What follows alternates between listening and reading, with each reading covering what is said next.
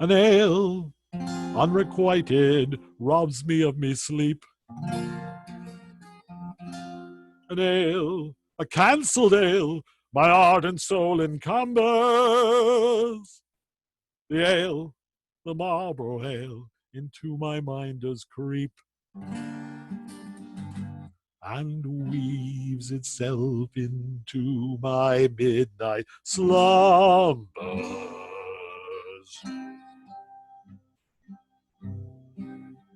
For you dream you are crossing the border and tossing about in the back of some smelly van. You've had 8 hours more and the cracket is poor with blathering most unintelligent. You say, why am I here? Well, I go every year. I'd hate to see this long streak end, but you're risking your life by leaving your wife at home for a 4-day long weekend. To mend this rift, you buy a guilt gift. Can you afford it? Well, you barely can. Then this year you see they've set the ale fee at $400 American.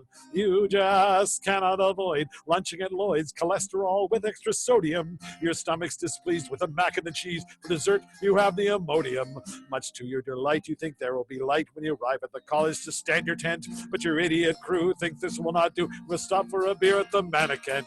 Your tent you're unpacking while the thunder is cracking. You search the dark for the best placement. You realize again while you rifle in vain. Left your pegs and your poles in your basement. Baron offers to share, but that you don't dare. You know he snores like some kind of barger man. Plus you think it is strange that he has arranged put a small tent up inside a larger one.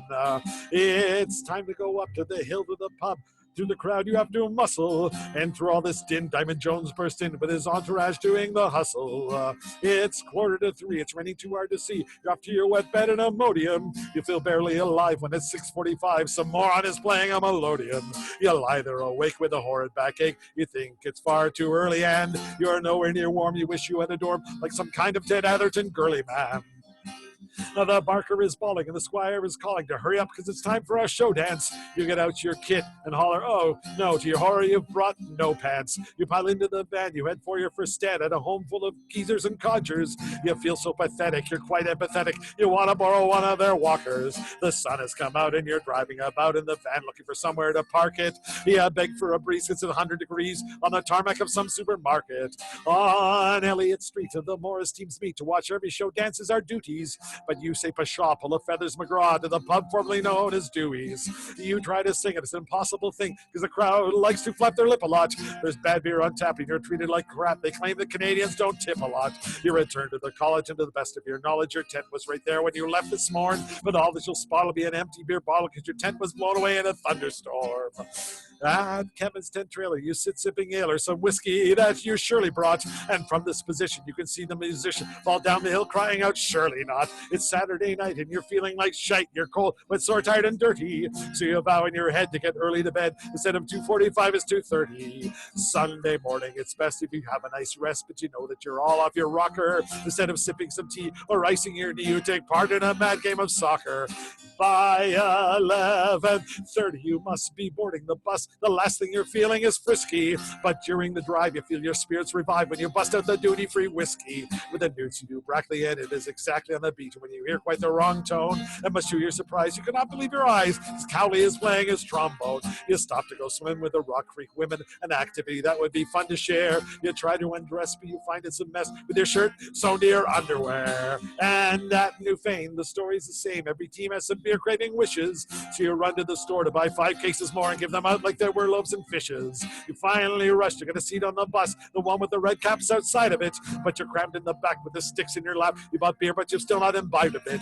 Your head's starting to thump as you feel every bump round you spend and up every hill. Your cookies you've tossed at the smell of exhaust, and you're wishing the bus was just virtual. You try to start a song as you're bouncing along. There's a tune, but you can't seem to carry it. There's a pig done by Jim over body surfing din, endless verses of Roll the Old Chariot. The college again, you are given champagne and a feast. The speeches are hackneyed. All the wine is all gone. It's been drunk by Eldon. The skits are all lame as your back at knees. This weekend's been fun, but it's 10 after 1. Tomorrow's another DM to Carpe. You're just off to bed and Russ sticks in his head and he says, I'm ready to party. He takes you by the pants off to the contra dance. You stumble around till at last you fall. You can hardly go on. It is just dirty dog. And Russ is just one-on-one basketball. When the next day you rise, you find it no surprise that you feel weary, tired, and sick, and your eyes, they are blurry. Your tongue it is furry. You feel as old as wee Jimmy Stewart. Strickland. Even though you feel rough, you pack up your wet stuff and applaud yourself on merely surviving. You pile into the van with 6 smelly men, not one of whom wants to be driving. You're greatly delayed by a veteran's parade, the last remnants of whiskey you're sharing. And just as it's past your way at last, you awake with a shudder despairing. You're a regular wreck with a crick in your neck. No wonder you snore, your head's on the floor. You've needles and pins from your soles to your shins. Your flesh is a creep, your left leg's asleep. You're cramping your nose and a fly in your toes. Some from your lung and a feverish tongue. A thirst that's intense in a general sense. You haven't been sleeping in clover. But the darkness is past, and it's daylight at last, and the night has been long. Ditto, ditto, my song. And thank goodness they're both of them over.